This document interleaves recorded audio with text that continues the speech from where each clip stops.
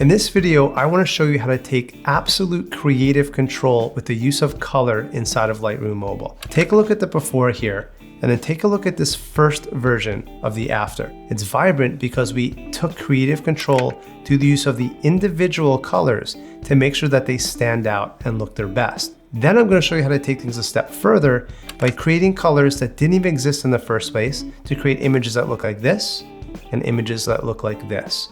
Absolute creative control through the use of color is available to us with the tool I'm about to show you. I'm here in my Lightroom mobile app in the same color tab that we left off. I want to pay attention to where it says mix at the top right hand side there. Now if I click on mix, what that does is unlock the creative potential to target the specific colors inside of our photos. Now there's three ways that we can change that color. We can change it through its hue, also we can change the saturation, and then we can change the luminance. And with that, we have so much more creative control now with what we want to create as a final result. I want to make this whole image more vibrant, but I want to do that in a very targeted way. So for this photo and this flower pot, here's what I want to do.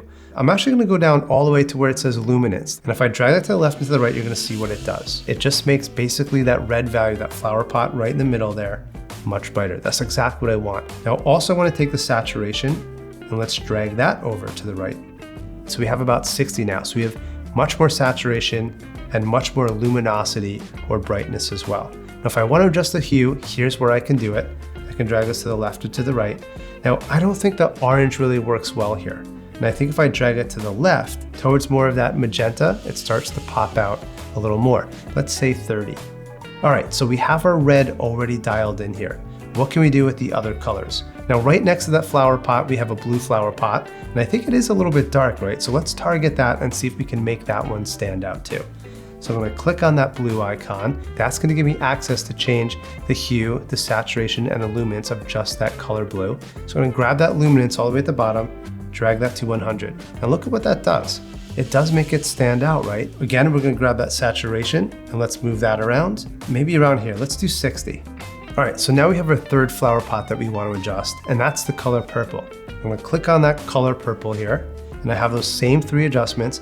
I'm gonna grab my luminance and move it all the way to the right, except watch what happens now. Look at the before, and look at the after. It's actually not that big of an adjustment here. So what I'm thinking is happening here is that it's not actually targeting the right color. I do have another color here. I can click on magenta, I'm gonna grab the luminance again all at the bottom, and now drag that up. And that actually is making a difference now. Make that 100% just to make that pop a little bit more. Then grab the saturation tool, go all the way too far. Now notice the wall on the left here, it is also being adjusted. Now I'm gonna show you in videos later on exactly how to fix this, but for now just know that it's gonna affect all of the colors that have a similar color tone in the entirety of the photo. Let's do the same value, let's do 60. But now let's take a look at the before and after. That's our before, and that's our after. Notice that the whole image didn't shift. Just the part of the image that we wanted to focus our attention on. So now that we have the adjustments in place, while I like this, I do want to take things a step further. And hopefully you find yourself in that place too. That's the whole point of this. This is a creative process.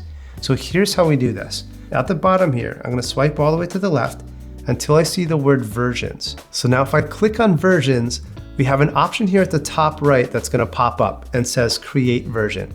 And what this does when we click on it, you don't necessarily need to name it. You can if you want to. For here, in fact, I'm just gonna show you that we don't need to name it. So I'm just gonna click create.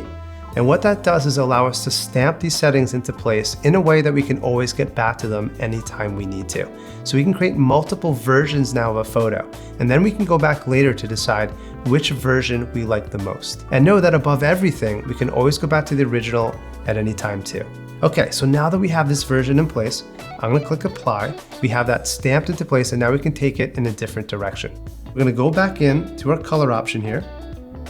We're gonna click back into mix because there's something that I didn't show you yet. And that little thing that I didn't show you is this little icon on the top in the middle there that you may have been wondering what this actually does. I'm gonna click on this tool and instantly it's gonna gray out all those colors. And the reason it's doing it is because it effectively works like an eyedropper tool, allowing me to select the color that I tap onto, and it's gonna select the underlying values. Now this is really important to understand. Most colors in your photo isn't just one specific color. For instance, the color yellow.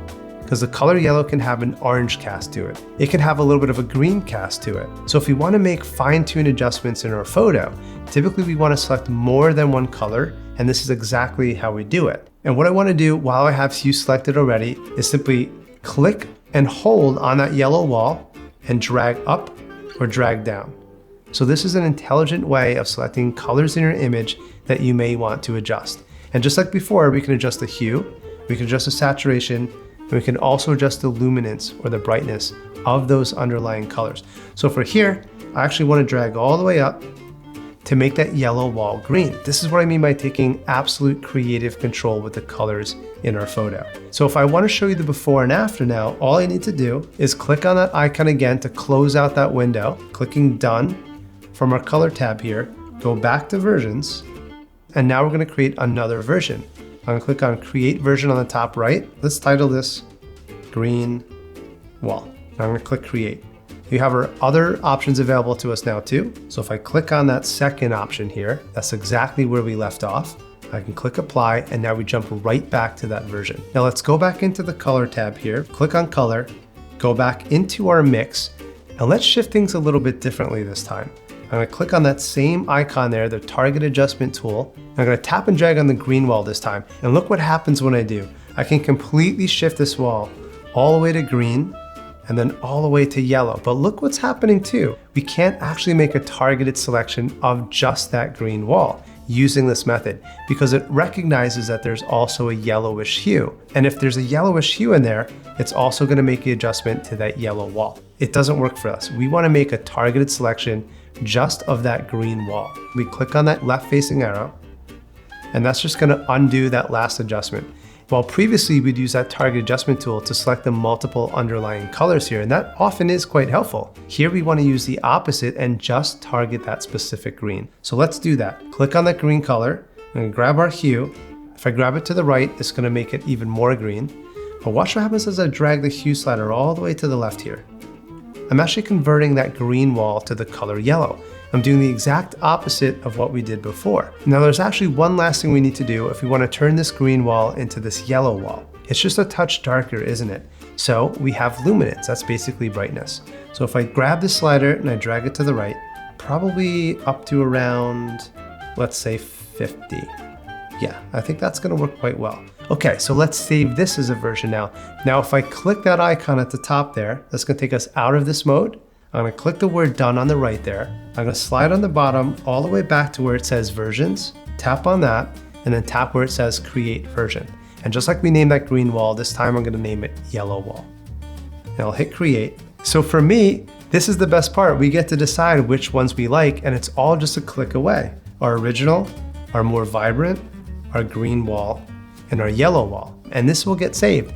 Even if you close Lightroom Mobile down, even if you restart your phone, all of these versions will be saved for you moving forward. So take a look at that. We got very specific with what we call local adjustments. We targeted specific colors in the image to create an entirely unique photo in the process. That's the power of harnessing Lightroom to take creative control of the colors in our photos to create something completely unique. This video was a free preview of the iPhone Editing Academy online course. In this course, you'll discover everything you need to know to edit your photos to perfection using the device that's always in your pocket. Whether you want to breathe new life into your old images or make your best photos even better, you'll find out exactly how to do that on your iPhone. I'll show you the latest photo editing tricks that will transform even average photos into stunning masterpieces in just a few minutes. So if you'd like to learn more about creating incredible photo edits on your iPhone, please take a look at the full version of my iPhone Editing Academy course. You'll find the link in the description right next to this video. So click on that link now and I'll see you inside the full version of this course.